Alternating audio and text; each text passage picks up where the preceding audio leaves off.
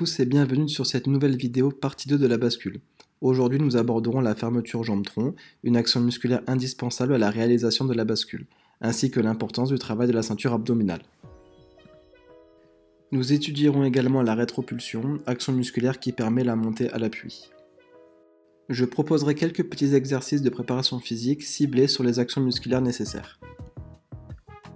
Pour débuter, il faut bien comprendre que la bascule est tout d'abord un élément de force. La fermeture jambe-tronc et la rétropulsion sont deux actions musculaires difficiles pour les plus jeunes. Il est important d'installer des routines ciblées sur notre objectif. Dans votre cycle d'apprentissage de la bascule, concernant la prépa physique, débutez au sol avec des exercices ayant un rapport avec nos actions recherchées. Que ce soit fermeture jambe-tronc ou fermeture tronc-jambe, cela sera plus efficace dans votre travail qu'une séance d'abdos-gainage classique. Le plus important est que le geste soit bien réalisé, sans aucune compensation. Les demi-fermetures sont donc une étape intéressante et variable entre jambes écartées ou serrées en fonction des dispositions physiques. Débuter au sol permet de ne pas rajouter de contraintes physiques si la gymnaste est déjà en difficulté ou que la forme n'est pas correcte. Ensuite, il suffira tout simplement de varier l'angle de travail de la fermeture ainsi que la position de départ. Plus on se rapproche de la verticale, plus c'est difficile.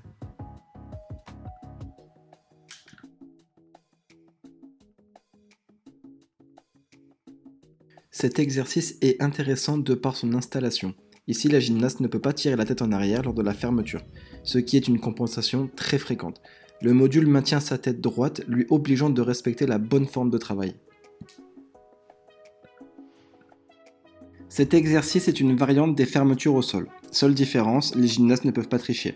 Lorsqu'elles sont sur le praticable, il est fréquent qu'elles ne contrôlent pas la descente et qu'elles tapent les talons au sol pour remonter plus facilement, ou tout simplement qu'elles se relâchent entre les fermetures.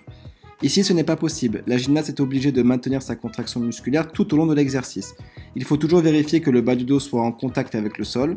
Petite astuce, je donne toujours un bâton ou une barre dans les mains de la gymnaste pour cet exercice, en lui demandant de s'auto-grandir au maximum, ce qui nous rapproche du contexte d'auto-grandissement du balancé avant précédant la fermeture jambe-tronc. Les élastiques sont une très bonne approche pédagogique. Je les utilise très souvent, pour ne pas dire tout le temps. Les élastiques me permettent en tant qu'entraîneur de pouvoir jauger et contrôler la résistance souhaitée. Idéal aussi pour les exercices de maintien de position que nous verrons plus tard. Ici, nous débutons les fermetures pied-barre. Il y a encore des petites erreurs qui nous indiquent que la gymnaste manque encore de conditions physiques. Les trois plus fréquentes sont tirer la barre avec les bras fléchis, tirer la tête et flexion des jambes lors de la fermeture. Ces trois facteurs suffisent pour identifier un manquement physique. Passons maintenant à la rétropulsion. Le principe est simple. Pour la bascule, c'est l'action qui permet la prise d'appui et le retour à la barre. Tout comme la fermeture au jambe-tronc, nous allons commencer par des exercices simples de renforcement que nous allons complexifier par la suite. Les muscles principaux qui interviennent dans la rétropulsion sont le grand rond, le grand dorsal, triceps et deltoïde. Il est très intéressant de renforcer spécifiquement ces muscles dans les routines mises en place pour la rétropulsion. Le tirage vertical est idéal. Toutes les variantes de traction sont adaptées, traction planche, traction chandelle ou traction renversement, ou tout simplement les montées de corde. La chandelle à l'équerre avec un petit bloc pour poser les pieds en contre-haut permet à la gymnaste d'effectuer une action de rétropulsion plus complète, plus importante, tout en maintenant une position de fermeture.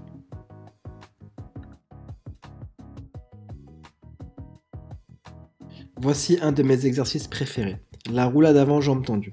Très simplement, c'est un exercice dynamique avec une action de rétropulsion importante sur un corps en fermeture complète. Exactement ce qu'il nous faut dans notre apprentissage des actions musculaires ciblées. Les pieds devront faire office de point d'ancrage solide et immobile. C'est seulement et uniquement l'action de rétropulsion des épaules qui permettra à la gymnaste de revenir debout à la station droite, à condition que les mains soient bien positionnées en avant des cuisses et que la gymnaste s'efforce de maintenir sa fermeture avec la tête au niveau des genoux. Un grand classique, les pistons. Plusieurs variantes sont possibles. Ici, la gymnaste effectue un piston avec un maintien des jambes en équerre. Tout simplement parce que la bascule n'est pas une finalité en soi, c'est un élément qui précède généralement une prise d'élan qui débutera avec les jambes en avant de la barre. Je renforce donc mon travail pédagogique avec une vision de continuité évolutive. Pour comprendre, si une bascule se termine avec les jambes sous la verticalité de la barre ou en arrière de la barre, il sera donc très compliqué d'enchaîner un quelconque élément, ce qui est pourtant le but premier de la bascule. Pour ne pas rentrer dans cet angle que nous appellerons le point mort, il est important de finaliser la bascule avec les jambes en avant de la barre. Et pour cela, dès notre apprentissage et dans la plupart de nos exercices, nous allons prioriser cette méthodologie. Revenons-en aux élastiques. Tout d'abord, partons du principe que les entraîneurs ont plus de force et de puissance que nos gymnastes. Il doit être utilisé avec précaution. Il faudra trouver une bonne tension de résistance qui soit adaptée et sécurisante pour rester dans un travail optimal. Si la tension est trop forte, la gymnaste aura tendance à compenser, soit par les bras fléchis, un dos creux ou un abaissement des épaules. Dans cette séquence, à l'aide de l'élastique, je crée une tension qui déséquilibre la gymnaste en arrière de la barre. Son travail est simple, rester à l'appui avec les épaules en avant de la barre et les cuisses en contact avec celle-ci. Cet exercice est plus efficace avec un bon travail de triceps en amont, ainsi qu'une bonne ceinture abdominale, car la tension favorisera l'ouverture des hanches. L'incontournable. Je suis obligé de faire une parenthèse sur cet exercice. Très simple d'utilisation et très facile à exécuter, celui-ci nécessite tout de même une petite attention. Dans cette formation, comme je l'annonçais précédemment, les gymnastes réalisant les exercices sont des jeunes poussines en cours d'apprentissage. Les positions et les maintiens sont donc encore un peu fragiles. Nous pouvons ici voir que la gymnaste lutte pour ne pas monter sur demi-pointe.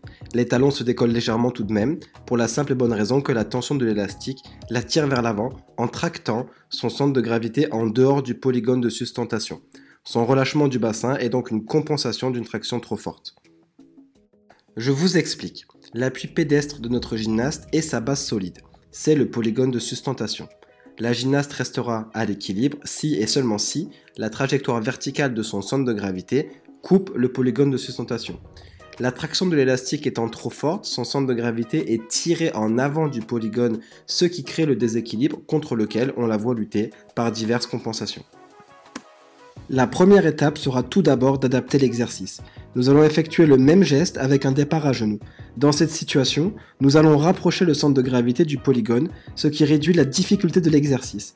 Plus le centre de gravité est proche du polygone, plus il est facile de contrôler son équilibre.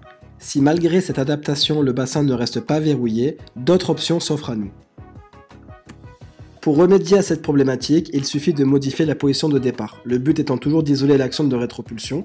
En étant sur le dos, la gymnaste reproduit exactement le même geste, avec moins de contraintes physiques. Je termine souvent les séries par un travail de maintien en isométrique. Il est super intéressant d'aborder la préparation physique sous différents régimes de contraction musculaire. Tout en étant vigilant sur la position du dos, qu'il ne soit pas creux, ici je mets l'élastique en tension volontairement, dans le but de contraindre la gymnaste à résister et de maintenir sa position. Cet exercice précède généralement le travail de maintien en chandelle au bar. Ici, le bâton remplace la barre, la consigne étant de garder les cuisses en contact avec celui-ci. Voici une adaptation qui permet à la gymnaste de réaliser l'exercice toute seule, nous libérant pour continuer d'intervenir sur d'autres exercices sans avoir à faire l'impasse sur celui-ci. Passons à la partie fonctionnelle de la bascule, les exercices où la gymnaste se focalise uniquement sur le ressenti du mouvement. Cette installation nécessite une organisation, certes, mais elle permet à la gymnaste de tourner ses poignets et de monter à l'appui tout en respectant le maintien des jambes en avant de la barre. Celle-ci enregistrera par la force des répétitions que la remontée se fait avec les épaules en avant de la barre et un retard de jambes, ce qui pour la suite du travail pédagogique est un très gros gain de temps. Ici, je rajoute un élastique pour créer un minimum d'effort physique. Ce type d'exercice se compte par série entre 15 et 30 répétitions. Toujours dans la même méthodologie de fonctionnalité, nous retrouvons les pistons avec le mini trampoline. Ici, la gymnaste combine la rétropulsion jusqu'à l'appui avec l'engagement des poignets. L'effort physique est moindre, ce qui permet de faire plusieurs répétitions. Les pieds sont toujours maintenus en avant de la barre. C'est terminé pour le bloc 2, je vous retrouve prochainement pour le bloc 3 avec la préparation physique orientée. Jusque là, bon travail à tous, restez connectés et à très bientôt.